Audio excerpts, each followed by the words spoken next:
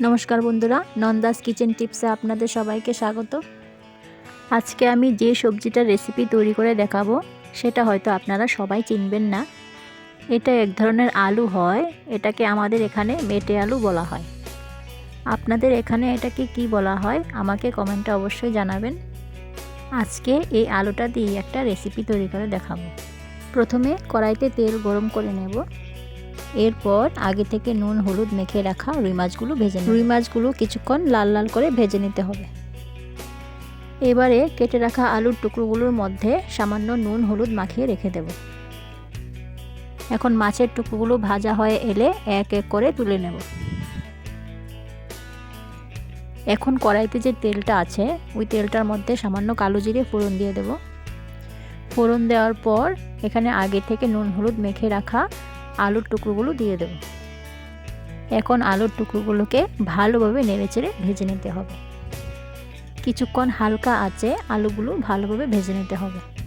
কিছুক্ষণ নাড়াচাড়া করার পর আলুর টুকরোগুলো গোল্ডেন ব্রাউন কালার হয়ে এলে এতে সামান্য হলুদ দিয়ে দেব, সাথে সামান্য জিরে গুঁড়ো, কয়েকটা চেরা কাঁচা লঙ্কা, কালারের জন্য সামান্য কাশ্মীরি লঙ্কা গুঁড়ো এবং সাথে সামান্য জল দিয়ে একটু নেড়েচেড়ে নেব। সামান্য জল দিলে মশলাটা ভালোভাবে কষানো হয় আর মশলাটা পোড়া যায় না। খুন্তি দিয়ে কিছুক্ষণ নেড়ে চেড়ে মশলাটা ভালোভাবে আলুর সাথে মিশিয়ে নিতে হবে।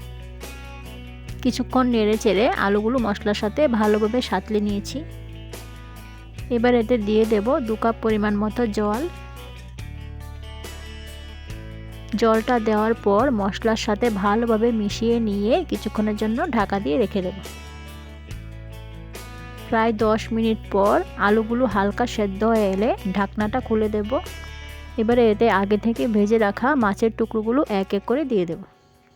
মাছের টুকরোগুলো ঝোলের মধ্যে দিয়ে আবারও কিছুক্ষণের জন্য ঢাকা দিয়ে রেখে দেব। কিছুক্ষণ পর ঢাকনাটা তুলে দিলাম। এখন আলুর টুকরোগুলি পুরোপুরি সেদ্ধ হয়ে গেছে। এখন আমার রান্নাটা অলমোস্ট কমপ্লিট হয়ে গেছে।